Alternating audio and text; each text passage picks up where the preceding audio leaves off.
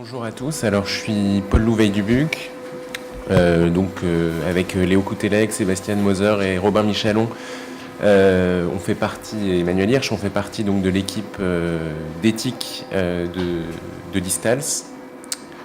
Et c'est moi donc qui vais animer cette première session, dont l'objectif essentiel sera vraiment de poser le cadre de la réflexion sur les essais thérapeutiques préventifs. Donc c'est une session qui a pour titre donc les nouveaux acteurs, les nouveaux défis de la prévention, et donc de prendre un peu de champ, de recul par rapport à ce que nous dirons dans les sessions suivantes, nous ferons dans les sessions suivantes, où nous nous concentrerons plus sur les essais cliniques et sur la maladie d'Alzheimer en particulier. Et il sera surtout question, en fait, dans cette session de l'ampleur de la mutation que représente l'usage des outils numériques sur la recherche biomédicale.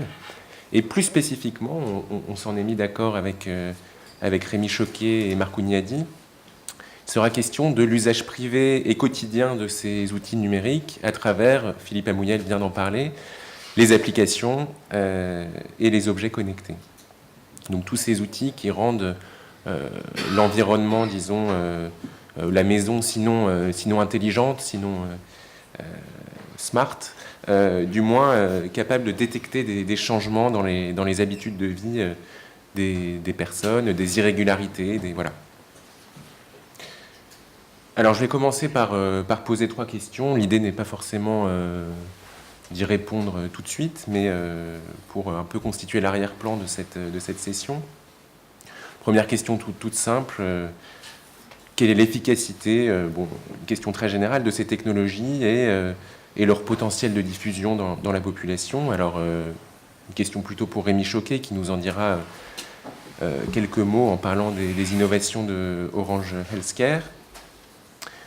Deuxième série de questions, quelle rupture ces nouveaux outils peuvent-ils introduire par rapport à une finalité essentielle de la santé publique, qui est la surveillance? Est-ce qu'on peut penser qu'il y a une privatisation possible de cette surveillance, un déplacement de la puissance publique vers les individus, ou une nouvelle articulation entre le public et le privé?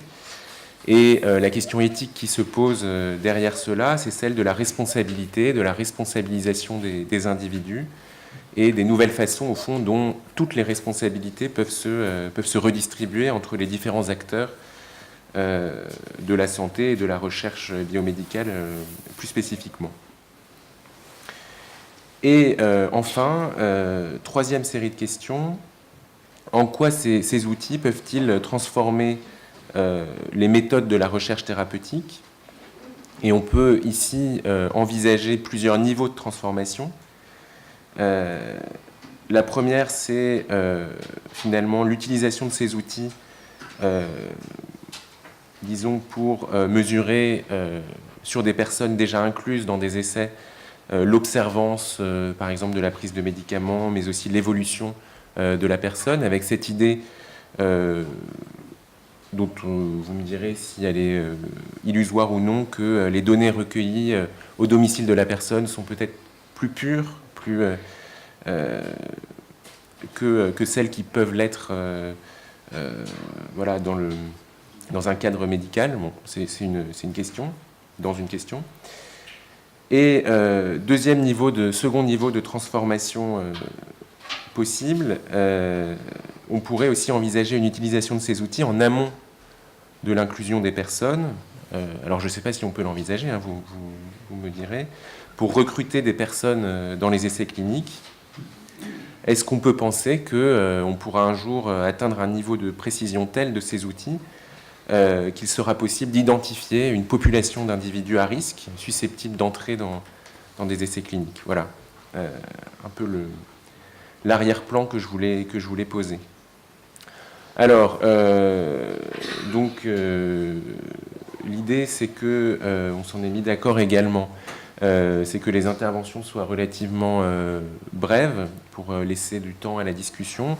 On a pensé à 15 minutes chacun. Donc, je vous présente donc Rémi Choquet, est docteur en santé publique responsable de l'innovation à Orange Healthcare, et récemment, depuis peu.